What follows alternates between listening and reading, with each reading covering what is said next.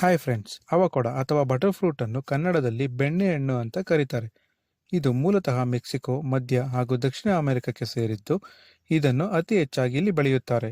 ಈ ಹಣ್ಣಿನ ಬಗ್ಗೆ ತುಂಬಾ ಜನಕ್ಕೆ ಗೊತ್ತಿರುತ್ತೆ, ಇನ್ನು ಕೆಲವರಿಗೆ ಇದರ ಪರಿಚಯನೇ ಇರೋದಿಲ್ಲ. ಈ ಹಣ್ಣಿನ ಸೇವನೆಯಿಂದಾಗೋ ಪ್ರಯೋಜನ ತಿಳಿದರೆ ಖಂಡಿತ ಆಶ್ಚರ್ಯ ಪಡ್ತೀರಾ. ಬನ್ನಿ ವಿಡಿಯೋ ಸ್ಟಾರ್ಟ್ ಮಾಡೋಣ. ಅದಕ್ಕೂ ಮುಂಚೆ ಯಾರ್ಯಾರು ಈ ವಿಡಿಯೋ ನೋಡ್ತಿದ್ದೀರೋ ದಯವಿಟ್ಟು ನನ್ನ ಚಾನಲ್ನ ಸಬ್ಸ್ಕ್ರೈಬ್ ಮಾಡಿ ಹಾಗೂ ಲೈಕ್ ಮಾಡಿ.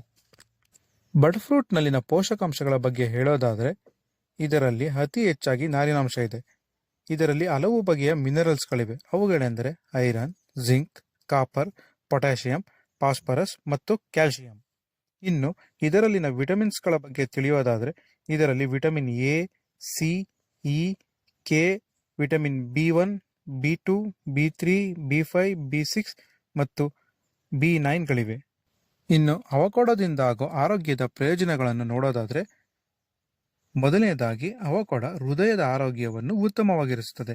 ಇದರಲ್ಲಿ ಅತಿ ಹೆಚ್ಚಾಗಿ ಮಾನೋ ಅನ್ಸ್ಯಾಚುರೇಟೆಡ್ ಕೊಬ್ಬು ಇರೋದ್ರಿಂದ ಇದು ಬ್ಯಾಡ್ ಕೊಲೆಸ್ಟ್ರಾಲ್ ಅಂದರೆ LDLನ ಕಡಿಮೆ ಮಾಡುತ್ತದೆ ಹಾಗೂ ಗುಡ್ ಕೊಲೆಸ್ಟ್ರಾಲ್ ಅಂದರೆ HDLನ ಹೆಚ್ಚಿಸುತ್ತದೆ. ಇದರಲ್ಲಿನ ಪೊಟ್ಯಾಷಿಯಂ ಅಧಿಕ ರಕ್ತದೊತ್ತಡವನ್ನು ಕಡಿಮೆ ಮಾಡುತ್ತದೆ ಹಾಗೂ ಕಾರ್ಡಿಯೋವ್ಯಾಸ್ಕ್ಯುಲರ್ ಕಾಯಿಲೆಯ ರಿಸ್ಕ್ ಅನ್ನು ಕೂಡ ಇದು ಕಡಿಮೆ ಮಾಡುತ್ತದೆ. ಎರಡನೇದಾಗಿ ನೋಡೋದಾದ್ರೆ ವೆಯ್ಟ್ ಲಾಸ್ ಮಾಡೋರಿಗೆ ಇದು ಹೇಳಿ ಮಾಡಿಸಿದ ಹಣ್ಣಾಗಿದೆ. ಏಕೆಂದರೆ ಅವಕೊಡದಲ್ಲಿ ಅತಿ ಕಡಿಮೆ ಕ್ಯಾಲೋರೀಸ್, ಕಡಿಮೆ ಕಾರ್ಬೋಹೈಡ್ರೇಟ್ಸ್ ಹೊಂದಿರುತ್ತದೆ ಹಾಗೂ ಅತಿ ಹೆಚ್ಚು ನಾರಿನಾಂಶ ಇರುತ್ತದೆ. 100 ಗ್ರಾಂ ಅವಕೊಡದಲ್ಲಿ 6.8 ಗ್ರಾಂನಷ್ಟು ನಾರಿನಾಂಶ ಇದರಲ್ಲಿದೆ. ಇನ್ನು ಮೂರನೇದಾಗಿ ಇದು ನಮ್ಮ ಮೂಳೆಗಳಿಗೆ, ಕಾರ್ಟಿಲೇಜ್ ಹಾಗೂ ಮಸಲ್ಸ್ಗಳ ಆರೋಗ್ಯಕ್ಕೆ ಉಪಯುಕ್ತಕಾರಿ. ಕಾರಣ ಇದರಲ್ಲಿನ ಪ್ರೋಟೀನ್, ವಿಟಮಿನ್ ಕೆ, ಕ್ಯಾಲ್ಸಿಯಂ ಹಾಗೂ ಜಿಂಕ್. ಇನ್ನು ಬ್ಲಡ್ ಶುಗರ್ ಲೆವೆಲ್ನ ನಿಯಂತ್ರಿಸಲು ಅವಕೊಡ ಅತ್ಯವಶ್ಯಕ. ಇದರಲ್ಲಿನ ಮಾನೋ ಅನ್ಸ್ಯಾಚುರೇಟೆಡ್ ಫ್ಯಾಟ್ ಇನ್ಸುಲಿನ್ ರೆಸಿಸ್ಟೆನ್ಸ್ ಅನ್ನು ಹಿಮ್ಮುಖಗೊಳಿಸುತ್ತದೆ. ಇದರಿಂದಾಗಿ ಬ್ಲಡ್ ಶುಗರ್ ಲೆವೆಲ್ನ ನಿಯಂತ್ರಿಸಲು ಸಹಾಯವಾಗುತ್ತದೆ. ಇನ್ನು ಅವಕೊಡದಲ್ಲಿನ ಲೂಟಿನ್ ಮತ್ತು ಕ್ಸಿಯಾಟಿನ್ ಎಂಬ ಆಂಟಿ ಆಕ್ಸಿಡೆಂಟ್ ನಮ್ಮ ಕಣ್ಣಿನ ದೃಷ್ಟಿಯನ್ನು ಹೆಚ್ಚಿಸುತ್ತದೆ, ಕಣ್ಣಿನ ಆರೋಗ್ಯವನ್ನು ಕಾಪಾಡುತ್ತದೆ. ನೆಕ್ಸ್ಟ್ ನೋಡೋದಾದರೆ ಜೀರ್ಣಾಂಗ ವ್ಯವಸ್ಥೆಯನ್ನು ಉತ್ತಮವಾಗಿರಿಸುತ್ತದೆ ಹಾಗೂ ಇದರಲ್ಲಿನ ನಾರಿನಾಂಶ ಮಲಬದ್ಧತೆಯನ್ನು ನಿವಾರಿಸುತ್ತದೆ.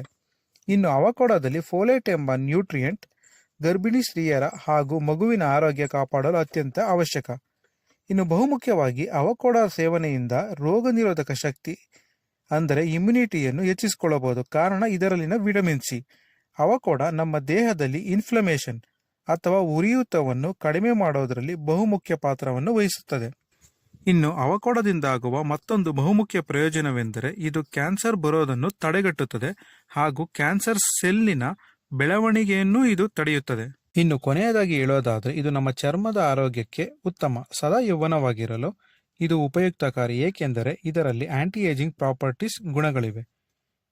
ಫ್ರೆಂಡ್ಸ್, ಇಲ್ಲಿಯ ತನಕ ಅವಕೊಡದಿಂದಾಗುವ ಪ್ರಯೋಜನವನ್ನು ನಾವು ತಿಳ್ಕೊಂಡಿದ್ದೀವಿ.